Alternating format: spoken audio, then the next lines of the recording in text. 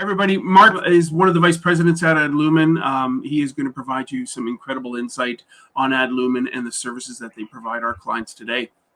Mark, over to you. Thanks, Dave. Yeah, so pivot. So now let's talk. Stop talking about stories. I'm still probably going to use pop culture because I just can't help myself. But today I'm going to talk about Adlumin's security operation platform in managed detection and response services. We are, as Dave has said, we are a partner of Connex, and we rely heavily on the other partners in this ecosystem because we pull in the information and the detections that they provide to aggregate those to then protect our customers. So we really do this as sort of in a team spirit. So really quickly, Adlumin delivers managed detection and response services through this platform, and it is designed to bring high-level cybersecurity protocols, technology, and procedures to the small to medium-sized businesses, right? These are the ones that typically can't afford the kind of what the big banks or government agencies have. We protect over 600 clients across all sorts of different key pillars of the economy, from things like state and local government, banking and financial services, legal firms, healthcare, biotech, agriculture, manufacturing, technology, construction, transportation, etc. Most of our customers are between 5 to 5,000 employees. And they all, while they're in different industries, they have some common characteristics. One of them is that they have limited security capacity, whether that's budget or resources, and they're highly regulated. And if they're not regulated, their clients are, and therefore they have to stay within those guardrails. A big one, for example, south of the border is even things like extended financial services. So car dealerships, as an example, now fall under the Federal Trade Commission, which means they have to have cybersecurity controls in place. But I guarantee you, if you walk into your local car dealership, they have no clue what I just said and really don't know how to deal with it. And that's where they're there to help. That's not their fault. That's not their job. So Adlumin was born out of the military and the National Security Agency south of the border. So the founders, all of our operators that operate our security operations center, our managed services, all have ex-military service. But interestingly, the founders also, when they worked for the NSA, one of them was an attack squadron leader. So yes, we do it to the other side too, just so you know. The CEO, Robert Johnston, was on the defensive side. He ran the U.S. Marine SOC for a while. He worked with the White House. In fact, our head of threat intelligence actually built the first iPad tablets for presidential security briefings. And he also did a lot of the big hunts with CrowdStrike for things like the DNC attack and the breach on the Joint Chiefs of Staff. So we really understand cybersecurity. We have seen it at the top level. We have gone against nation states. We've gone against, the top sort of state-sponsored or organized criminal groups, ransomware gangs. I have dealt with Conti, Black Basta, Alpha 5 personally, and I can tell you it's no fun. I've negotiated with Conti 3 times and lost 3 times. You don't really negotiate, but it's really about, how do I get our customers up and running quickly? So I'm going to use the first of our pop culture clues here, and please use the text if you can. But the first one is, it's not like going down to the pond chasing bluegills and Tommy Cods, and I just can't do that with my nor'easter accent. But any guess what movie and this is from and the character?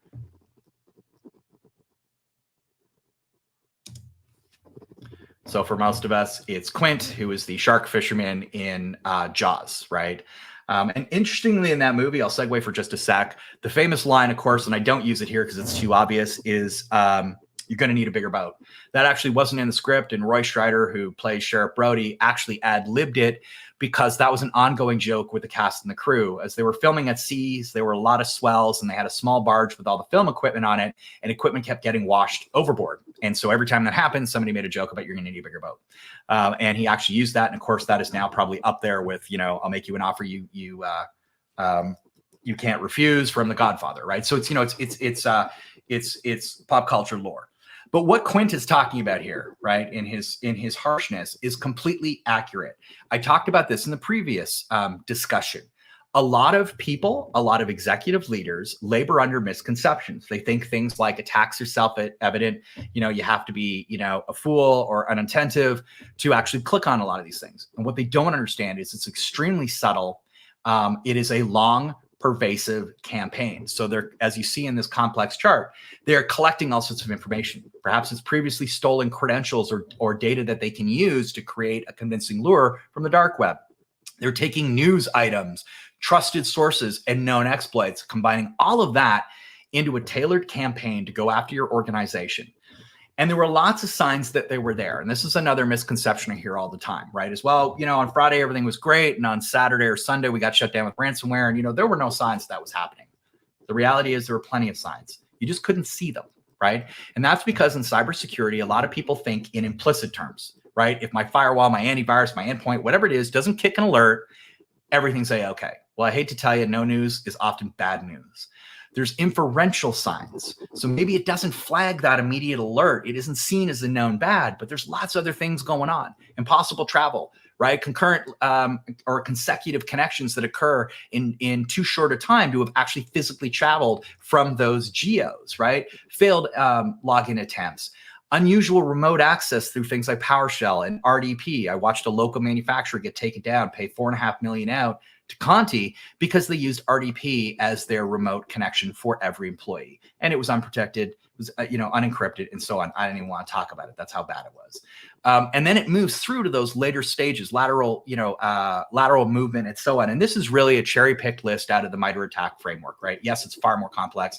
There's a lot more tactics and there's a lot more techniques. I'm just trying to highlight some of these, but it's a good news, bad news story. Now, the bad news is likely when you bring in an incident response firm, from your insurer, they're the ones who are going to discover all this and they're going to find the breadcrumb trail. But the good news is there's lots going on before the attack metastasizes, which means you've got the opportunity, if you know where to look and how to look, to stop it. And that's really what's key here.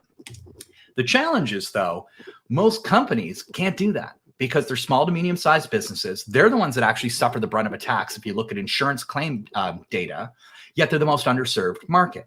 They have that decreased capacity and budgets that I talked about earlier, restricted resources. Yet they face increasing cyber attacks, and then they face the kind of the echo of that impact in regulatory and compliance demands, right? So when bad guys do something, regulators and industry bodies move to try and shore up the defenses to make sure it doesn't happen again. And really all that does is put a sort of a vice grip on these poor practitioners who are stuck in the middle. And it's not really advancing security. And that's where they need help. That's why a lot of them turn to what's called managed detection and response. Now, this phrase was coined about 8 years ago by Gartner. I did a lot of work while at a previous employer to kind of push this concept through. And really what we're talking about is it's a turnkey 24/7 SOC as a service, right? So an external SOC that provides those detection and containment services. But the problem is it's an ill-defined market. So there's a lot of confusion now about MDR, managed detection and response, EDR, endpoint detection and response, XDR, right? Extensible, and where they're similar, where they're different, which one's better? Is XDR the maturity of MDR, and so on. A lot of MDR vendors cannot separate their technology from their SOC, and that's because they claim to have a single pane of glass, but they simply don't. And I'll talk about that in a minute. A lot of vendors make you sacrifice visibility and control. And I kind of talk about this a little bit later, but it's this concept of the lesser two evils. Look, I can't manage all these devices. I can't deal with all this alert overload. I don't know what to do with these threats. Can you help? And when they do it, they take away control. It's like, yeah, I'll drive the car. You sit in the back and you have no idea what's going on. And that's no good anymore, right? We still need that visibility. And then the other part of that is that lack of visibility and transparency also affects partners like Connex and you as a customer and other security vendors that you use in your portfolio, because they can't integrate information and they can't cross communicate because they become siloed. And these are some of the deficiencies we see in many of the MDR practices today. So it's a bit like the Wizard of Oz, right? It's this, pay no attention to what's going, the man behind the curtain. And that's the problem, because it is a black box. And so you never know if things are right or going well until they stop going well. And I remember I did some work with the Microsoft's chief information security officer, that this is like 10 years ago. And he said at the time, the CISO is the least interesting person to the board until they become the most interesting person to the board. And it's very true. And it's the same thing that happens in MDR. right? Is that it's a bit like your home security system. If you have it monitored by Rogers or ADT or TELUS or whoever it might be, you assume all's good. And you start to question, why is it I pay these monthly bills of $50 a month when, I've never been robbed? And unfortunately, again, that creates a false sense of security, because the instant you turn it off, or the instant it is needed when you are robbed or someone tries to, invade your house, it matters the most. And that's the problem. And that's why we're starting to see an evolution in MDR services, right? So we've moved back from the years ago of the MSSPs, and they're not gone. That's not what I'm saying here. But really the focus there was to deploy and manage your technology for you, because you had this growing stable of antivirus and email filtering and firewalls and so on, and it just got complex. You had somebody else do it. And then you aggregated all of that information through your SIM, right? So your security information and event management tool, your logging tool. And I think this is kind of the beginning. This is Gen 0 of alert management, right? Because this is where we start to attempt to look holistically at what's going on.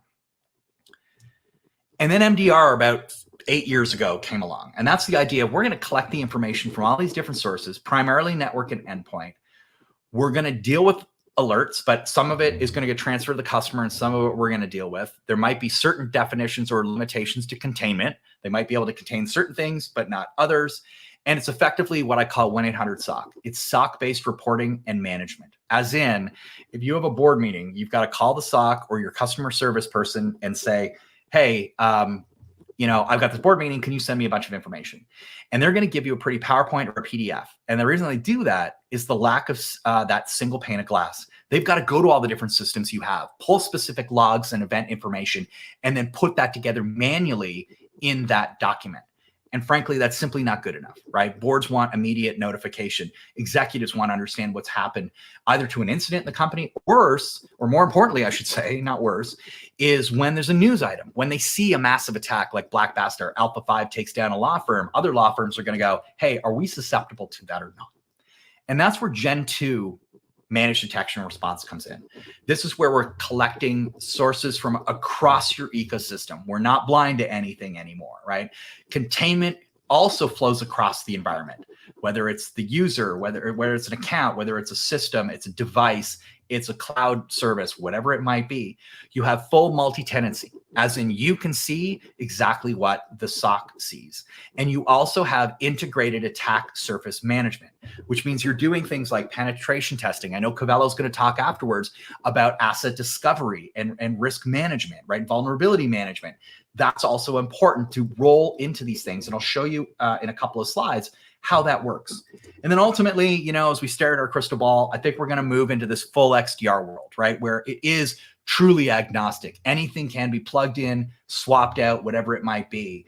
Containment continues to grow in its capabilities and its subtleties. It becomes less about a big red nuclear option button that shuts everything off to maybe subtle disconnections or password resets, MFA token reauthentications, things like that. It's fully co-managed and multi-tenant, which means both a Connex, both your MSP or MSSP can manage it, or Adlumin can manage it.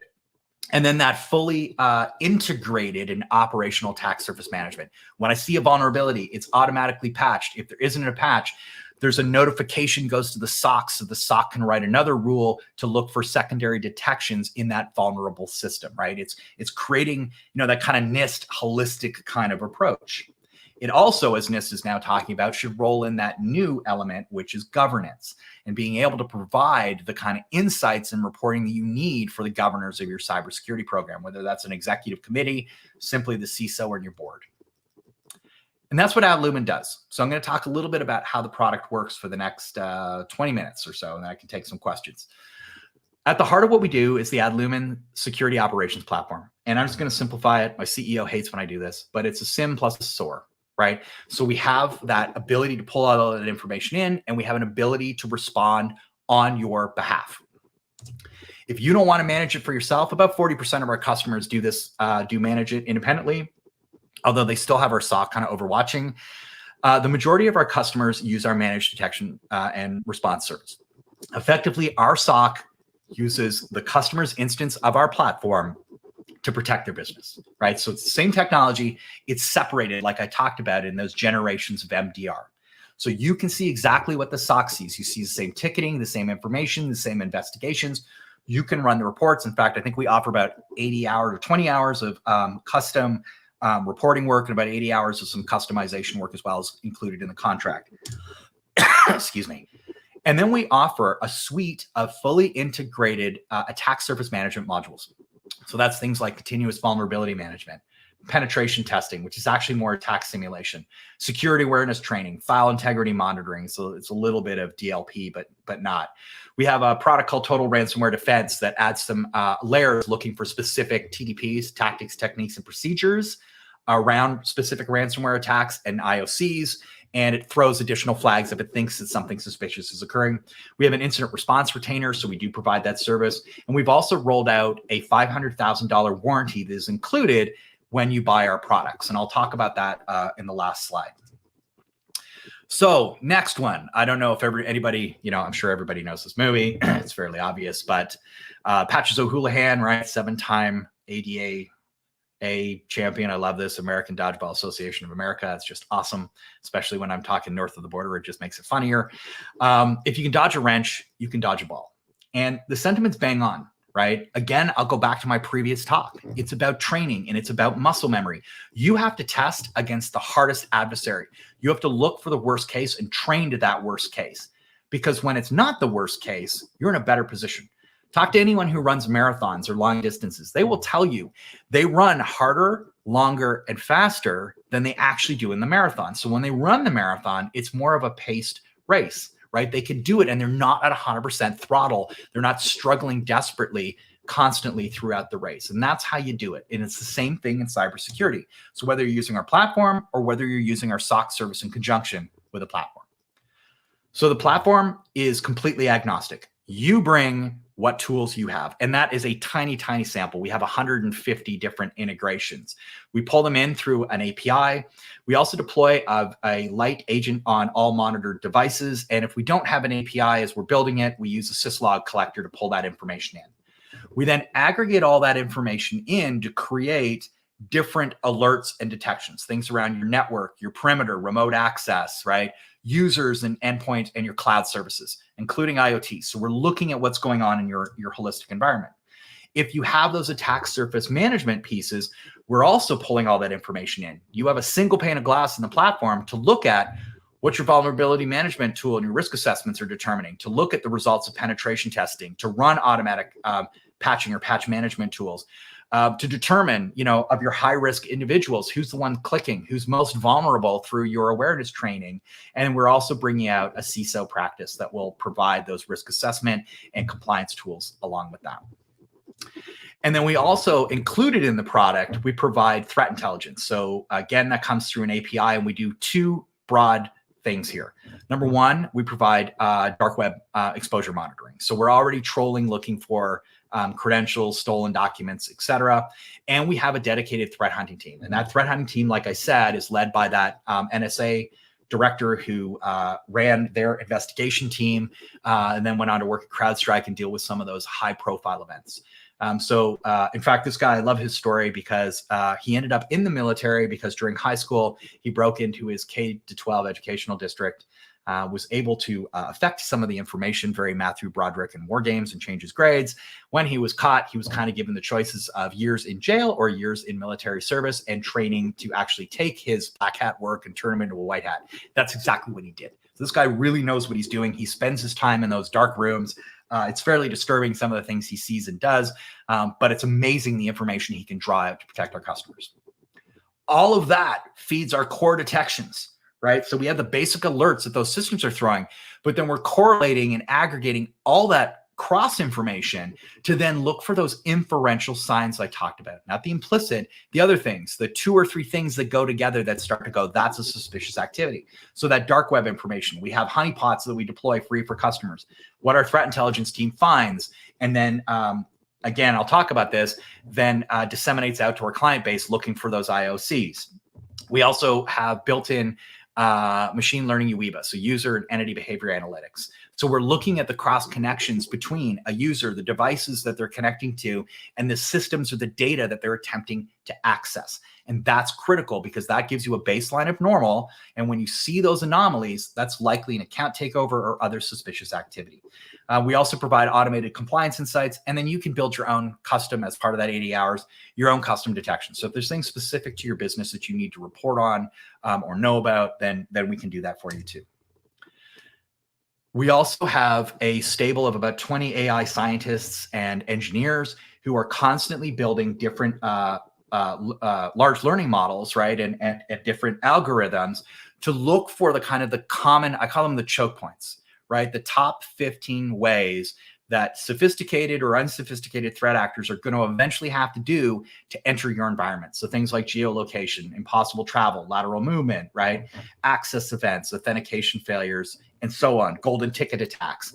These are all things that we've built out that also does two things. One, it streamlines the alerts and the detections that occur because it can eliminate about 99.9% of all the false positives you're going to see.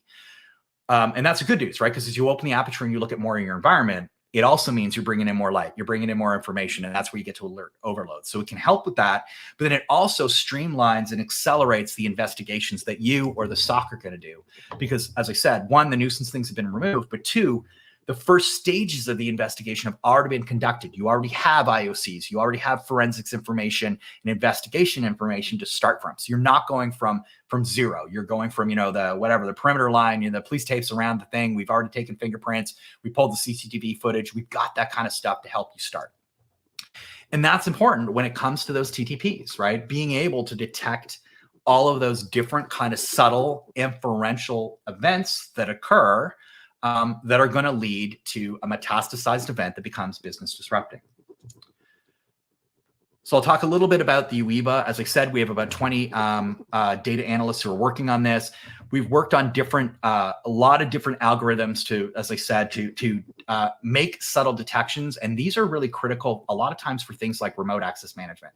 For example, PowerShell vulnerabilities. And we just saw Alpha 5 using this, right?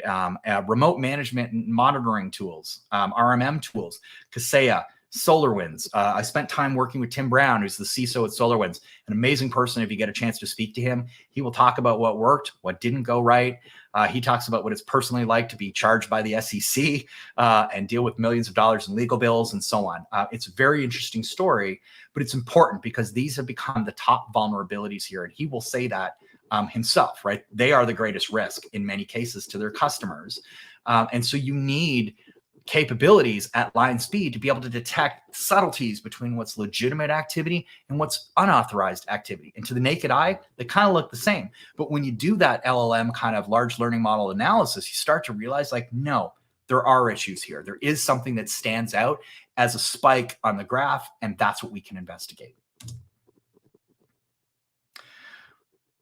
So when our SOC operates, this is the SLA to which we go. Our threat intelligence team has seen a 20% increase in the amount of detections that we've been dealing with year over year. We deal with about 300 billion events every 30 days. We triage within 30 seconds. We contain critical and high threats within 15 minutes, and we remediate within 30. And we have a very detailed escalation path. It goes up through different levels of SOC analysts. It goes to the customer right up to if we needed to enact a war room and so on. But when I look at these numbers, 300 billion, when you look at the bars below it, 100K critical, 800,000 high, 200 medium, let's call it a million. A million out of 300 billion is a rounding error. It's tiny. But the reality is most people look at it like that. They go, wow, out of 300 billion, this is a tiny percentage are actually going to do something bad to my business. But it's not that. You have to go through the 300 billion to find that million or 100,000 that are the ones that are going to do significant damage to your business. That's the trick. It's not about the haystack. It's finding the needle in the haystack, or as I like to say, it's finding the needle in the stack of needles. And most people, if they find the needle, don't know what to do with it. And that's the real trick. So it's not just about detection. The hard part of this is response. How can you respond? And our capabilities mean we can respond, as I said, at all of the levels we are monitoring. We can block at the user or the group level. We can do password resets, multi-factor authentication, token reauthentication. We can disable accounts and so on. At the endpoint, we can do the same thing. We can reboot, we can power off, we can disable or isolate the device while we still collect forensics. So we have an idea of what they're trying to do. We can also block at the process level. And that's pretty common through EDR, right? Where we see something going on and we just want to stop that. Just that one process. We don't have to hit the nuclear button. We can do that as well. And we can also block at the system, the device level, at remote access gateways. So whether that's a VPN, SD-WAN, whatever it might be, and then your cloud-based services as well through your CASB, through a broker. And again, that's become really important because one of the secondary attacks that we do see, even if it was not preliminary, is criminals go after Microsoft 365 as an example. So they do a lot of hijacking there, and then they use that as a route back into your environment. So I'll talk about two more subjects. One is reporting, but the first one I want to talk about is threat intelligence and why I think this is so important. So we have found multiple new attacks as an example. So this is PowerDrop was named by our threat research team. This was a living off the land PowerShell exploitation that they discovered, and they actually first discovered it in a US aerospace vendor, and then we found it in about 50 different financial institutions as well, smaller ones, some in Canada. Also, other tools, there were attacks against, again, those RMM tools. We were seeing exploitations of those using fake JIRA tickets as an example. In fact, Atlassian has an attack that's going on right now and a vulnerability that's being exploited, and how that was being used to intrude either DevOps environments or security operations environments. So that one is also critical. And they've done a lot of research in this space. But more importantly, on a day-to-day basis, we're providing kind of 4 levels of threat intelligence and actionable threat containment based on that intelligence. So first, we aggregate, 100,000 different sources. So, government ones, public ones, subscriptions, et cetera. All of those IOCs are then cross-correlated or cross-checked against our live data. So if we see this new pattern, a new APT, we're going and looking for that within our stable base. So that's the next thing you get. You also get all the information that comes from our portfolio. So maybe you didn't get attacked, but a neighbor in our customer base did. As soon as we find that, whatever blocks and containment actions, new rules and policies that we can push to your perimeter defenses, your endpoints, that's exactly what we do. So if they, you may not be the first victim, but it's almost like vicariously you become inoculated from that attack. We can also look at industry research for you. So we also pull that automatically. So if you're in finance, I picked as an example, it could have been education or whatever you want. We're also looking at it at that level. So we're looking at what are the trends that we see in that environment? What are the typical IOCs and the TTPs that appear? And then specifically in your business, we can do multi-tenant views. So for example, if you have multiple locations, if you've got 5 different offices, you're a law firm with 5 different locations, or you have a headquarters in one city and in Toronto, but you're scattered across Quebec, Ontario, and BC as an example, then we could do that. So we can look at your entire business together, or we can break it down to the molecular level, and we can actually look at what's going on in each one of those sites, or however you virtually or physically segment. And lastly, I'm going to hit on reporting. And of course, everybody should know this. This is from Office Space. And, in a lot of ways, the joke in this movie about, his TPS report is kind of holds true in security. I see a lot of reports that are things like port scans and the number of patches that were made that really kind of don't matter, that don't give a business indicator. When you're talking to a board or executive level, there's a few things they look at: profit and margins, employee or operational performance, right? Economic challenges that they might face, and liability and risk, right? So are they, do they have compliance issues that they face? Would there be, settlements or payments or penalties or even sanctions in that industry in which they operate? That's what matters to them, right? The business issues, the dollars and cents, not the ones and the zeros. So we provide 3 levels of live reporting. So this reporting, like I said, it is up to date. It is a snapshot of exactly, or a trend from the moment you run the report. You can do this, or we can do it for you. And we can set up automatic reports that'll go out to you that are automatically sent, right? So you can either get them from the portal, they can be emailed to you, whatever it is that you want. So we provide 3 levels. The first is the operational level. So that's the kind of what's going on in the security environment, right? What are we seeing as detections by severity? What tenants are being affected? How are we dealing with them? What containment actions have we taken? Who's at risk? All those kind of factors bubble up. The second one is automatic compliance reporting. So we can look at, from a lot of the security information we pull, a lot of, compliance insights come out of that, right? So things like stale accounts, GPO, right? Group policy object violations, things like that, we can already flag based on your policies and procedures to tell you what's out of band and what you need to correct. And then lastly, we provide executive and board level reporting. This is less technical. This is more about trends, and this is more about risks, speaking the correct language effectively, right? To help you communicate, help you translate those ones and zeros back to the dollars and cents that matter to them. So that's all baked into the program. I also do a lot of board and executive briefings. In fact, I did one yesterday for a credit union, and I'm doing another one in a couple of weeks. And a lot of times that's come in, right? So I'll give them more risk level threat assessments, talk about the threat actors, the compliance and the legal changes in the environment, what their obligations are, in particular in reference to fiduciary care and duty of care, insurance trends, those kind of things. So they're thinking about it as a leader, as a business leader, not as a cybersecurity practitioner. But in that, I also spend time with those cybersecurity practitioners to kind of say, all right, what do you need? What message do you want me to get across? And I help with that narrative. And then the last thing we do here is we also now, if you have our package, we call it our Protection Plus package, which is basically our platform, our SOC, and one of our attack surface management modules. You are automatically enrolled into $500,000 worth of insurance warranty, which means it's a very simple, it is a one-page form. If there's an event, if you have to make a claim, it is extremely simple.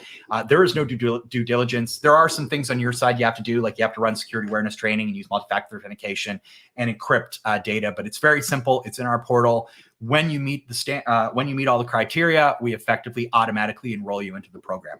We can also do higher levels of coverage through insurance. We've done that for some customers where they wanted $3 or $5 million in additional insurance, and we can offer that at highly discounted rates. I believe the $3 million was somewhere around $12,000 or $13,000 a year, and the $5 million was around $19,000 a year. But that's details we can work out, and we're happy to work with you. So I'm going to sum this up. When it comes to Adlumin, our managed detection and response services, our security operations platform, that unified, integrated, and consolidated security operations center, if you want to call it that, there's some key factors here. One is the speed. We deploy within 90 minutes. We are up and running and pulling detections. 90 minutes is an average. Usually it's a lot shorter than that. We are vendor agnostic, right? So you have the security tools you want to choose. A lot of MDR vendors will use, they'll have like a proprietor stack, right? You have to use one of these 3 endpoints. You have to use one of these 2 firewalls, etc. We don't do that. From a visibility perspective, you don't have to sacrifice transparency and control. It is co-managed live reporting, as I showed you, and it is multi-tenant by design. We are 100% go to market through channels. We live, rely, and breathe with organizations like Connex, and we constantly thank them for the work that we do together. And it's important that we can both be experts and both have visibility into our customers' environment and their security resiliency. And of course, you've got that reporting and access that you need. And then consolidation. A lot of small to medium-sized businesses, right? They don't know how to unify this. They've got 60 different vendors. They're running, patch management, one patch management tool, another awareness training tool from a different vendor, et cetera. And we can pull all of that under our platform, which gives you 2 things. 1, you have that single source of reporting and visibility.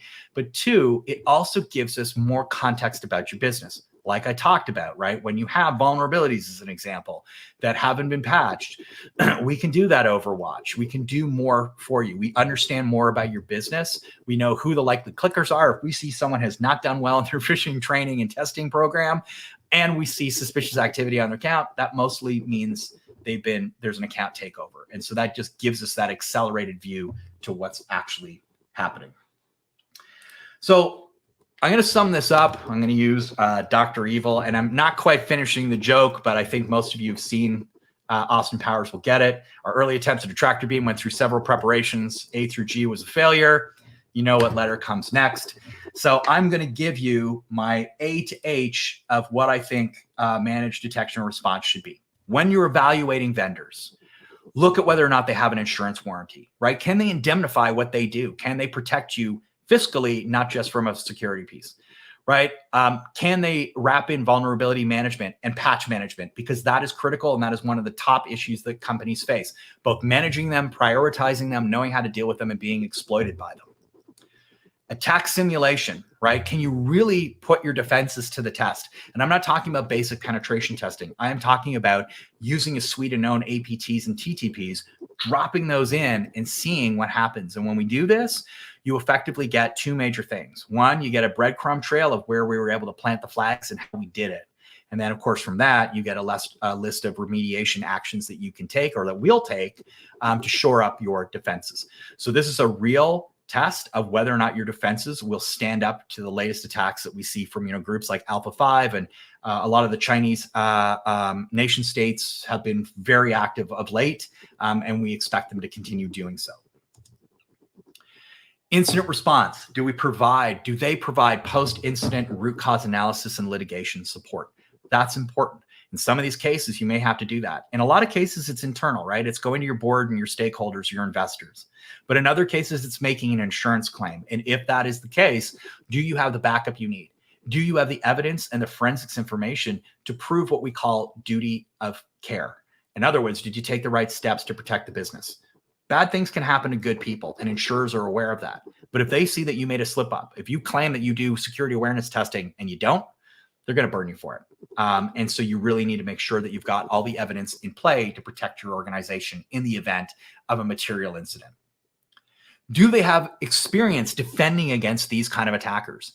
There are a lot of MDR players. When the category first emerged from Gartner about 8 years ago, I think they listed 14 vendors, of which probably 10 really weren't. They were just big players who claimed to do it. And now I think there's over 300 or 400, right? So the reality is, you really have to question whether or not they've done this. Have they seen what a nation state attack is like? Would they know how to recognize it? Do they know how to deal with those inferential kind of signs, not the big obvious ones? So that's just alert management. That's not good enough anymore. Have they got up, have they negotiated with ransomware gangs? Do they know what that's like? And do they know how to guide you through? Because I can tell you, when you face this situation, you want someone who's been there. Think about being in law enforcement or military, right? If you go into a high-risk combat situation, you want a veteran. You want someone who's faced this before, because they're going to give you a level of confidence. They know what to do. They performed under that level of pressure. And I think vicariously, others will learn how to do that as well. So it's important you have that experience. What do they do for their security operations center? And what's their employee attraction and retention plays? A lot of these guys are like almost like hiring dialing for dollars cold callers, right? They come and go constantly, and you're constantly retraining.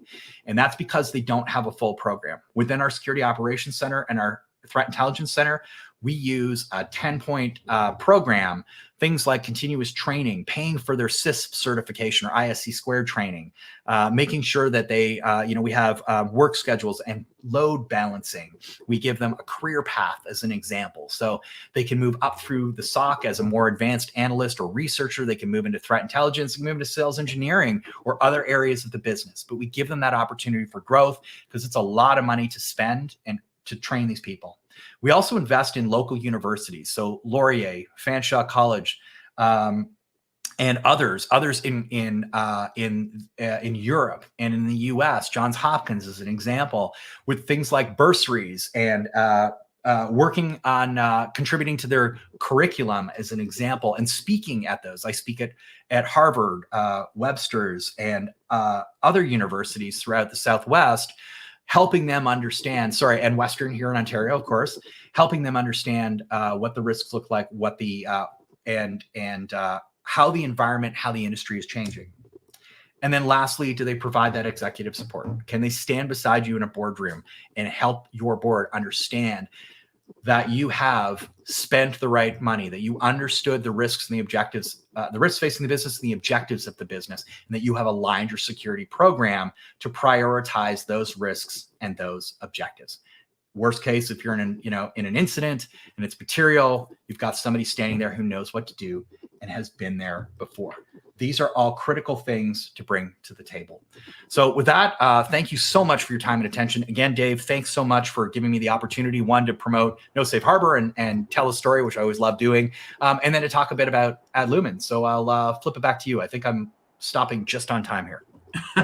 Mark, absolutely amazing insight. I've had the privilege of working with Adlumin now for a couple of years and through a few of our clients, and it's just an outstanding platform and team that Adlumin has, both as to your point about how quickly the platform is deployed for the client and the insights are coming in almost immediately.